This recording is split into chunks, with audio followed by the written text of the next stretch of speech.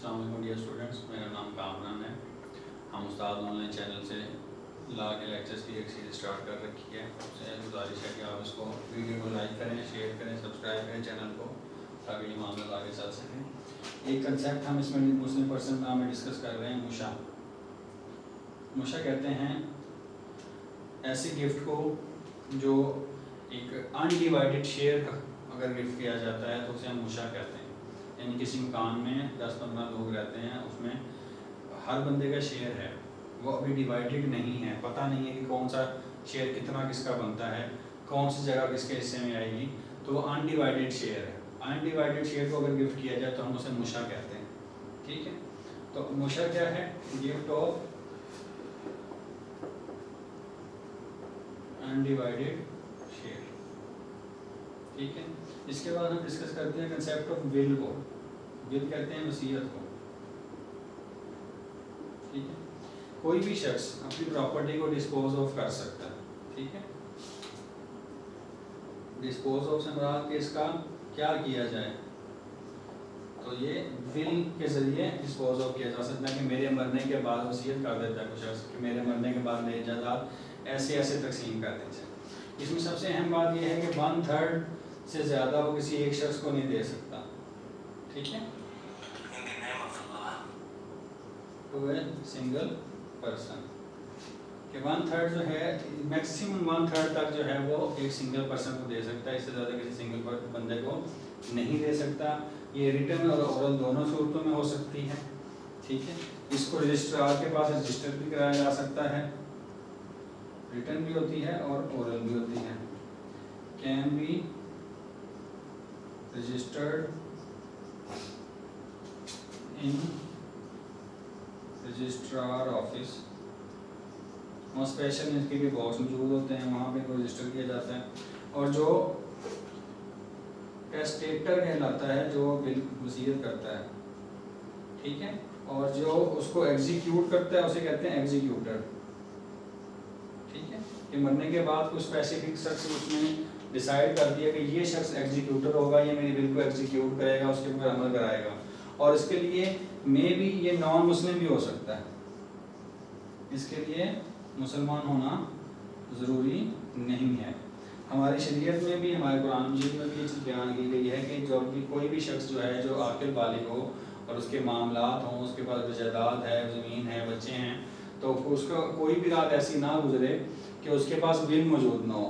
यानी कि हमारे लिए ये ज़रूरी है, हमारे लिए ये बड़ा अहम है कि हम जो है विल जो है उसको लिख के रखें कि मेरे मरने के बाद मेरे मामलात कैसे किए जाएंगे।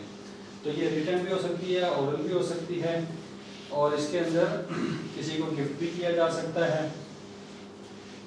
और ये विल जो है ये अगली दोबारा विल बना के इसको चेंज भी किया जा सकता है। अगर आपने चेंज करना तो आप दोबारा से विल लिख दें, तो ये विल आप अपडेट भी कर सकते हैं। ठीक है, इसको अपडेट भी किया जा सकता है। इसमें आप किसी को रिक्वेस्ट कर सकते हैं, रिक्वेस्ट का मतलब गिफ्ट करना है। विल के अंदर आप किसी को गिफ्ट करते हैं तो रिक्वेस्ट होता है। Will can be updated,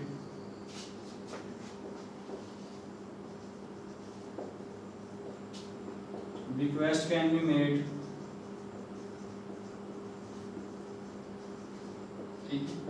request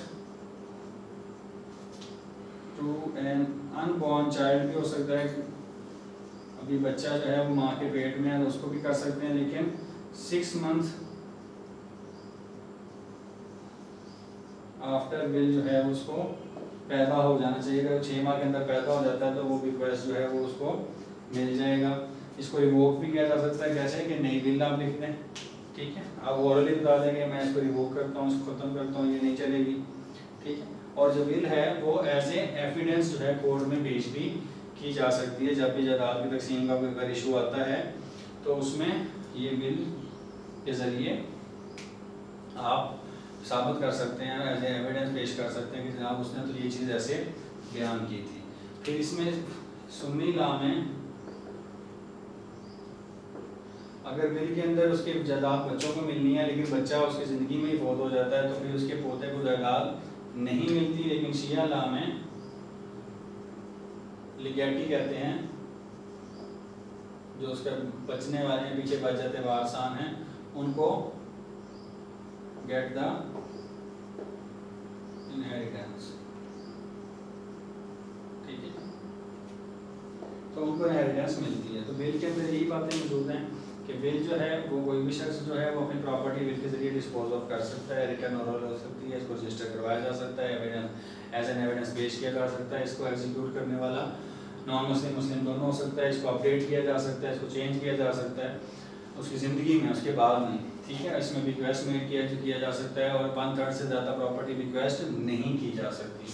Sunni law ये कहता है कि अगर उसकी ज़िंदगी में ही उसका बेटा बहुत हो जाता है तो उसके वारसान जो है बेटे के उनको रिक्वेस्ट ट्रांसफ़र नहीं होता है, लेकिन शिया लॉ में ये चीज़ इसके उल्टा है, वहाँ पे वो उसको राइट मिल जाते हैं। तो ये गिफ्ट मूशा और ये विल जो है ये एक दूसरे से मिले हुए जुड़े हुए हैं कंसेप्ट हैं, लेकिन विल जो है ये हमारे ऊपर फ़र्ज़ भी है कि हम ये लिखें, क्योंकि कुरान जो वगैरह है वो हमें ये हुक्म देता है कि हम इसको हर वक्त लिख के रखें और इसमें हम अपने तमाम जो जायदाद हमारे जो मामलात हैं लेन देन के उसको बयान कर सकते हैं कि मैंने किसी से कितने लेने हैं, किसको कितने देने हैं, ताकि जो वारस हैं उनको किसी किस्म की परेशानी ना हो। बहुत शुक्रिया।